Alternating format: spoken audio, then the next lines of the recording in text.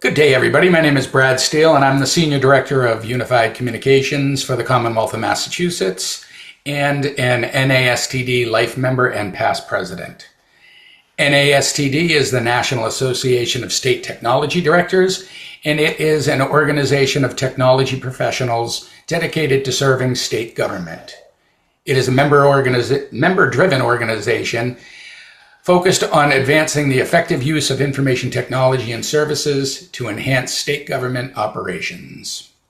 In Article 1, Section 2 of the NASTD Constitution, one of the key goals outlined is to, quote, engage in programs for the training, education, and development of technology professionals from all areas of state government, end quote.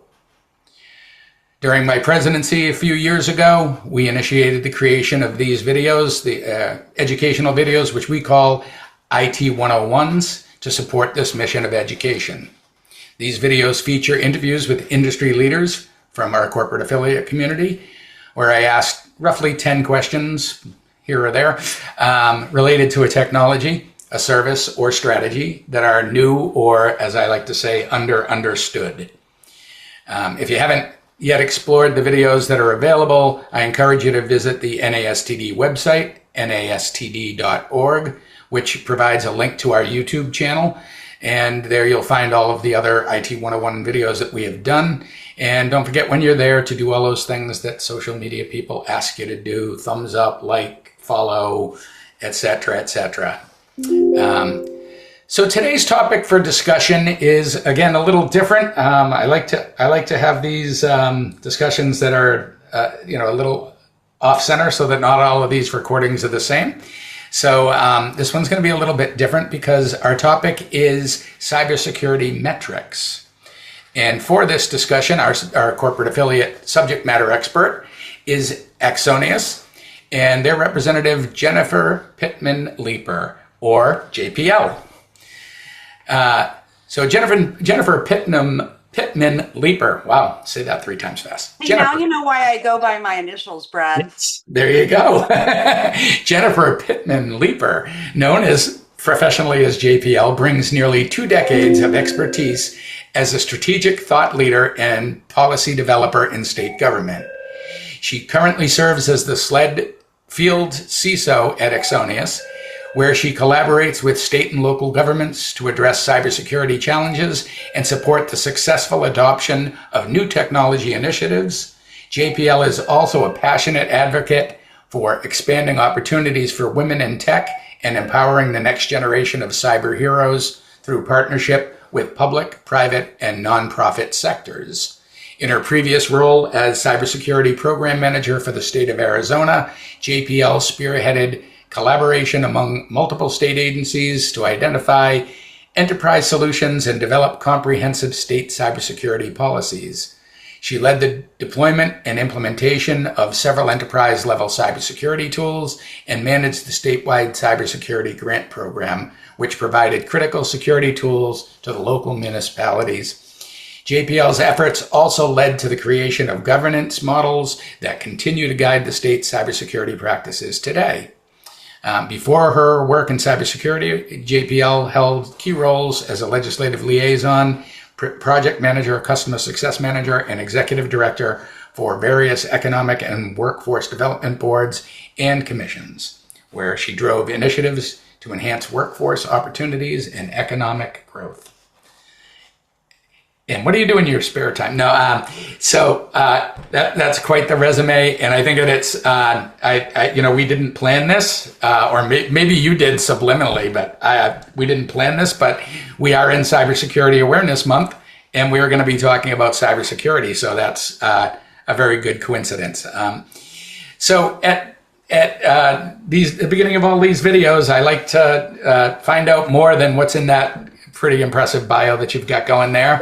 So why don't you tell me a fun fact about yourself?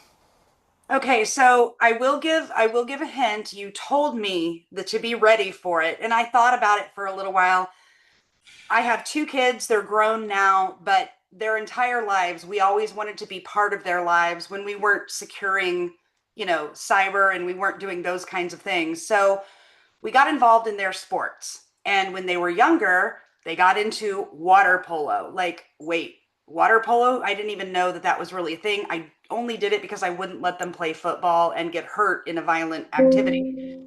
Ended up taking over the club. I became the president of the club. My husband became the head coach. Did all of that for years. We were traveling all over the US with water polo. Well, they got older, they graduated high school, they got into a new activity. And of course, it couldn't be anything normal like, common sports. No, it's competitive paintball. I Nice. thought we had gotten sort of the easy ticket and that we were just going to go and watch and root our kids on. And right away, first match, they were like, "You're going to be part of the pit crew." And I didn't know what a pit crew was. I didn't even know what paintball was, to be real. And now I suddenly am running pit crews for paintball, which involve wiping down the players, refilling their pods, making sure that they've got air in their paintball guns. But now, it's a few years later, and I'm headed to Orlando, Florida at the end of this month into next month, and we're going to the World Championships. And I'm going to be pit crewing at the World Championships for paintball. Okay. That is a pretty fun fact. I like that. And that's unique. Wow. So, dumb question. Is it going to be broadcast anywhere, and who should I be rooting for? It's definitely still a streaming type sport, so you're not Okay. going to see it on television. But you're definitely going to be looking for Arizona pole position and rooting them on. Awesome.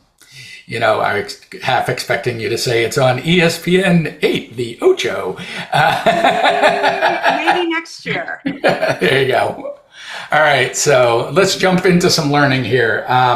So again, it is Cybersecurity Awareness Month. Obviously, states are very concerned with cybersecurity. Especially considering some recent events and things like that. It's even more in the forefront of people's thoughts. And we do a lot of stuff within the states to try and mitigate risks and vulnerabilities and prevent things and have a good plan going forward. But I don't think that we do a very good job at monitoring what it is that we've been doing and what we need to be doing, etc. And I don't think there's always good analytical data around the cybersecurity front. Some states obviously do better than others, I'm sure. So the first question when we're talking about cybersecurity metrics are, what are cybersecurity metrics that matter? I think you hit the nail kind of right on the head. They are the data-driven insights that are actually going to tell internal or external the strength of your security program.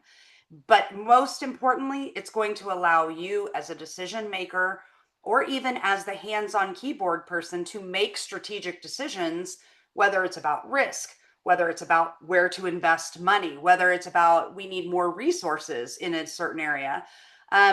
I think bottom line, cybersecurity metrics tell a story. And that story can be good, it can be bad, it can be ugly. It doesn't matter. It tells a story, and that's what's important. Okay. Why do we need cybersecurity metrics? Like you kind of said that it was for telling that story, but what more does it give us? Yeah, I mean, the metrics are what cyber teams and their executives need in order to make those data-driven decisions, whether it's about the risk or an investment to be made, or even about personnel that's needed. But it's even more than that. It's all about the cyber story. It's about the journey that you're on. It tells where you've been. It tells where you're going. It can tell what the health of your organization is. It can tell you if depending if you are in the room or if you're not in the room, which is very important with metrics. So you have to make sure that the story that those cybersecurity metrics are saying is not left up to interpretation. Okay. So my next question is, why should states be concerned about these metrics? And I guess I'll augment that by saying, is there anything in particular that states should be looking out for as opposed to a private entity? Well, you're right. Both private sector and public sector absolutely should be watching their cybersecurity metrics. But why should public sector? It really comes down to the data that you have. If you have more critical data, or if you are operating critical infrastructure, which many public sector entities are, you're now talking about life and death systems. For example, at the state level, if your public safety department, if they're looking at their metrics and that metrics are telling a story, you are talking about the communication for everyone's well-being going down. If you are talking about, the private industry, okay, somebody isn't going to make a buck or two today. We're not going to be able to sell our wares today. When you're talking about a state, you're talking about people getting the money to buy food. You're talking about them getting, the funds that they are to get from child support. You are talking about critical infrastructure like water and the electric grid. They have to be monitored, and the cybersecurity metrics tell that story. So it sounds to me like it's even more important, more critical for Absolutely. a public sector than it is Absolutely. in the private. And again, obviously, I'm sure there are exceptions to that, hospitals and things like that. But, for the most part, our information, is a little more critical. Yeah. So I like to, always ask a question during these sessions about how to get started. So what do you do to start collecting this data, and how do you store it, and how do you make it available? Hopefully, I think all of your listeners are collecting something somewhere. But I think before you can go fast, you have to make sure you know the path you're on. So let's start with, who are you reporting these metrics to? I can't tell you how many times I was asked, hey, tomorrow I'm going to be talking to the governor's office. I'm going to need some cybersecurity metrics. You're going to need to give me a little bit more than that. So I like to break down the who into three basic levels. Yep. So a level one would be, it's helping a person do their job. They're going to stay internal to the team. It's helping me decide how to prioritize my workload. It's me having conversations with my boss. Do I need more help? Is the tool I'm using, effective? They're not all going to be even type metrics that you're giving. So, like, for example, you might be looking at vulnerabilities. As an end user trying to patch those, remediate them, not all vulnerabilities are going to be even and equal. So I need more information about those vulnerabilities. I'm really getting into the weeds at this level. Then you go up to a level two, middle management level. They're going to use the metrics to determine if their tools that their team is using are effective and efficient. If their team has the right staffing, do they need more training? Do we need more people? Do we need more automation? Those are the kinds of decisions that will come out of that level two middle management level. And then you have the level three, which is helping executives with the big picture. They don't need weeds. They don't want to know every little nook and cranny. And if you've ever seen their faces glaze over, you gave them too detailed of metrics. Yep. It should be telling that big picture. I would strongly consider, I'm a big believer in the stoplight. We all know green is good. Yellow is, hey, let's watch this. Let's be cautious. Red is, hey, everybody needs to look at this. We have an issue here, and I'm trying to draw your attention to it. I think the other thing, when you're looking at the who for cybersecurity metrics, you also need to be considering, do I need microscopic or macroscopic? Microscopic at the level one, and it keeps getting broader until you get to the whole security snapshot up at the top levels. You want to make sure. You just want to make sure that level one details roll into level two, just at a bigger pulled back level. And then level three should be, again, all of those included, but it rolls up. So level three is that whole view, but none of the weed details. Okay. So when you're doing that, I'm assuming you need to also take into consideration what it is they're looking for, right? Again, tell us about your cybersecurity. Are they trying to tell a successful story or a fearful story? I hate to put it that way, but again, during Cybersecurity Month, you hear all of the warning signs. So I'm assuming that, the different metrics will tell a different story there. Sure. And I think it is important to actually consider when you're getting ready to get your metrics together and you're starting out, what are you going to report? Like that's a baseline. But you have to think about what you want the end person, whoever's being presented this, what do you want them to know? Like you said, are we fear mongering? Hopefully, we're not fear mongering. That's not what we should be doing in cyber. We are advising them, we are Hmm. making them aware of situations, of risk, and allowing them to make an educated decision. Sometimes you're wanting people to know that my staff is underwater and I need more people to help do this. And so again, you have to think about the outcome that you're looking for. What's the story you're trying to tell? Because that is absolutely going to help you in identifying some of those metrics. Sometimes you might be trying to show the ROI.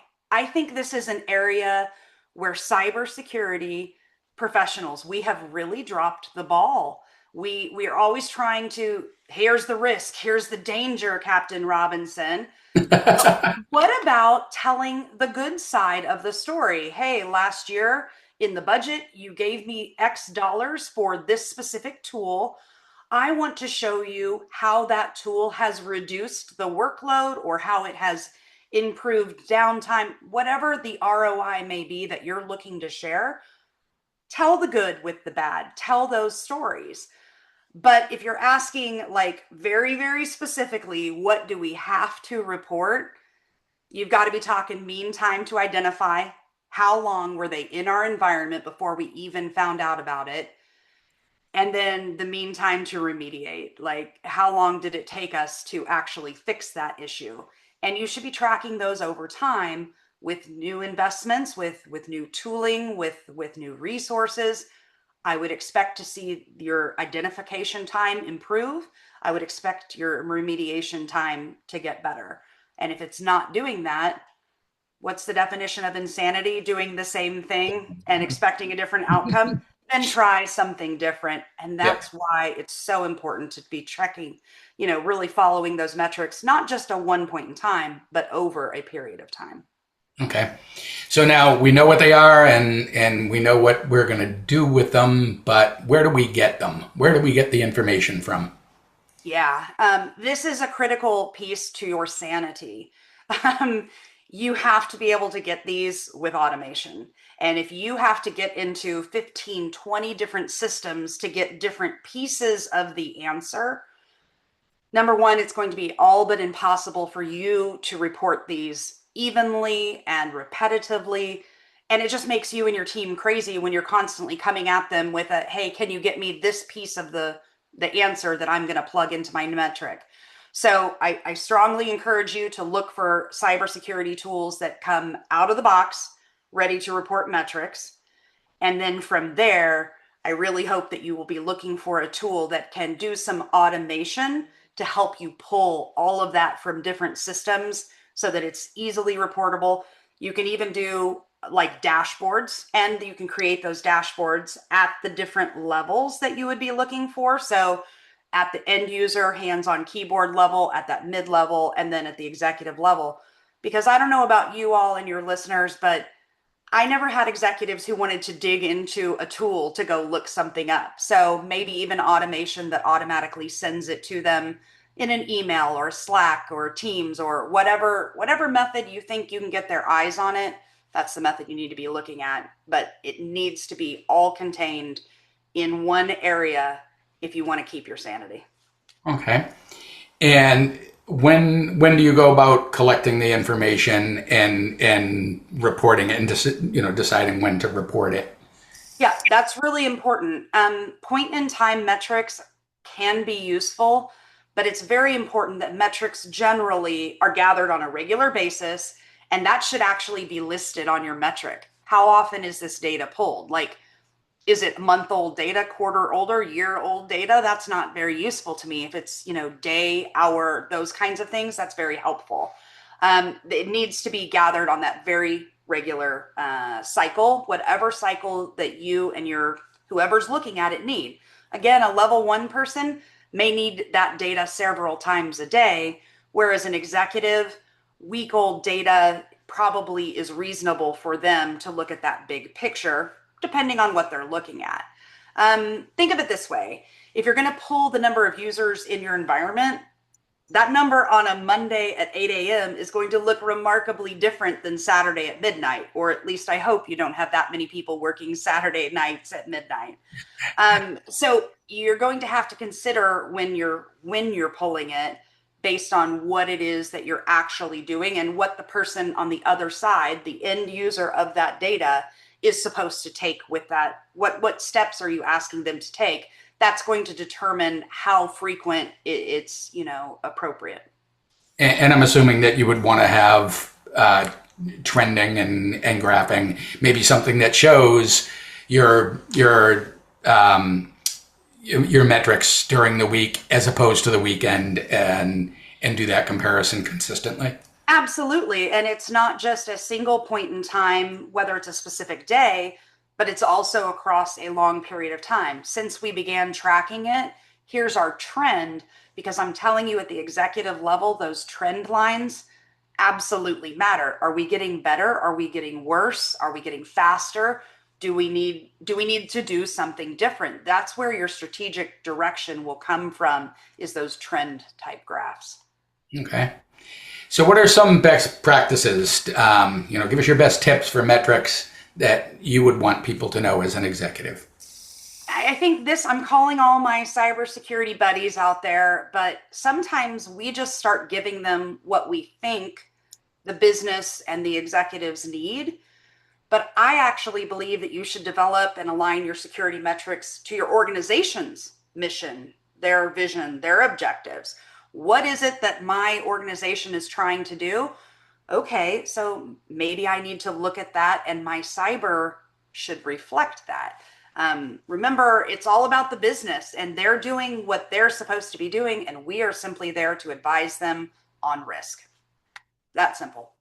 Um, I would say keep things simple.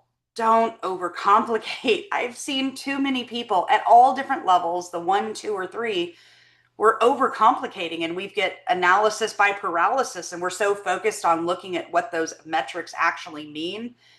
Yeah, don't do that. Keep it simple. And I think your metrics have enough detail so that people understand what they're looking at and where you're trying to get them to focus, without just covering it with a whole bunch of different numbers that they have to become cyber experts to understand. Another pointer, I would give yourself a baseline number.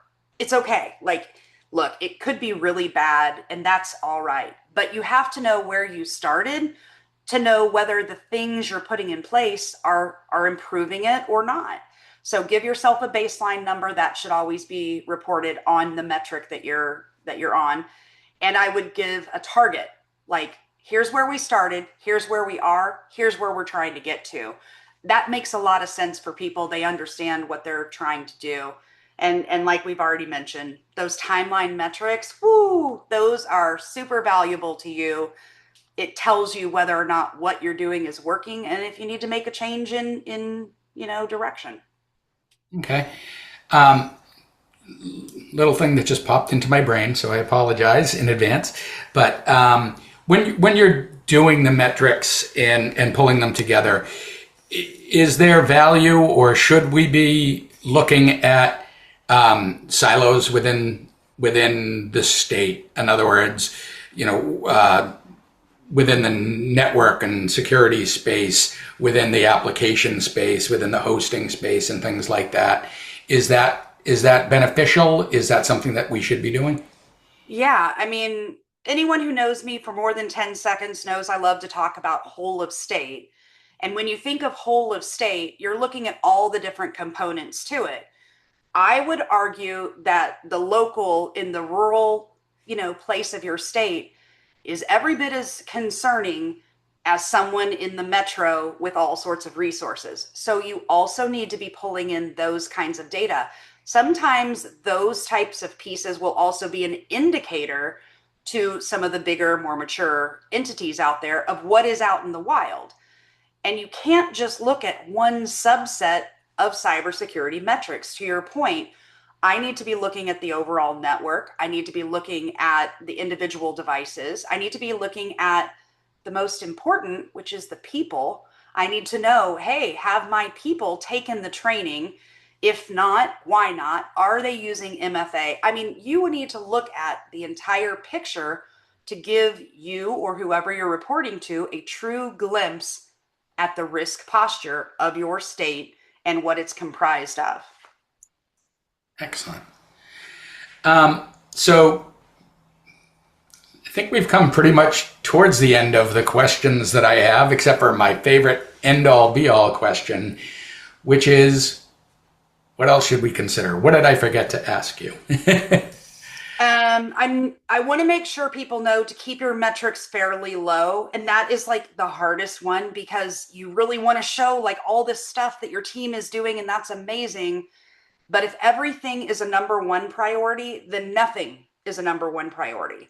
And Right. that goes for your individual staff. Like if you're having them monitor all these different things, which one do you really want them to look at? I would actually break your metrics down into 3 groups. My focus area, hey guys, if you don't look at anything else, look at this. This is what you need to know. A monitor area, which is okay, we think we got this in good shape, but we just want to keep tracking it just to make sure. And then you can just have that maintain area that's just okay, this is where it needs to be. We're not necessarily watching it, but this gives an overall view of our posture. Here you go. That way, if they're scrolling down and they only make it through that top section, great. They saw what I needed them to see. Maybe they went a little lower, but that last level, okay, if they didn't get to it, it's not going to change their strategic decision making because they didn't see something. We talked about keeping those metrics relevant and repeatable. Look, almost 20 years in state service, I get it. It takes so long to create something. And if it isn't fixed, don't broke it. Don't, or if it's not broken, don't fix it. Wait, maybe that I'm onto something there. But when you're talking about metrics, keep them relevant, keep them repeatable. Like go back, take a look at them frequently, like quarterly. Is this metric, are we making decisions based off of it? Okay, well then stop wasting people's time. Give them something else, perhaps that's more valuable to them to make a decision off of. And ask your team, is this helping you do your job on a daily basis? I'm telling you, that's where some of the best information is going to come from. And it's going to make it be more relevant to the end user. They have to be relevant. It's all about continuous improvement. So what you thought was the most beautiful dashboard that you're reporting, I'm sorry to tell you, but you're always going to have to be kind of tweaking it a little bit and making it a little bit better. Your first set of metrics, hey, it was great job, great first effort, but today's are going to be a little bit better than they were when we first started, and tomorrow's are going to be even better still. So don't be afraid of continuous improvement, embrace it. I think bottom line, cybersecurity, it's just one day at a time, and we're all in it together. So let's keep working it together. Yeah, I don't remember where I heard this, but cybersecurity remediation is like shoveling in a snowstorm. You're clearing the road and getting the snow out of the way, but when you turn back around, there's more flakes falling. And it's the same thing, with cybersecurity. You're remediating vulnerabilities and you're closing loopholes. And then, somebody pushes a patch, somebody does an upgrade, somebody does something else, and it's the next flurry of snow falling down. So, so keep those snowbanks high. Yeah, I had a legislator ask me one time, when is this cybersecurity thing like done? I mean, like how much more do we need to fund and it'll be ready? And I was like, oh, we need to go back and do some education. It's never ending. The snowstorm is always falling. Yep.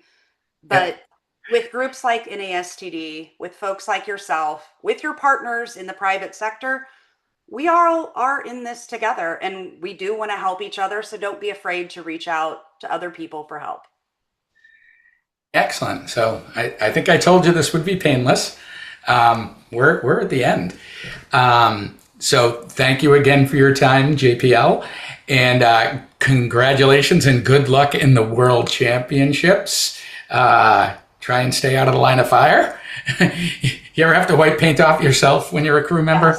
Yes. Yeah, Yes, you yeah. do. All right. So again, this is Jennifer Pittman-Leeper, the SLED Field CISO at Exonius. And I thank you all for watching, and hopefully this has been beneficial. And thank you again, JPL.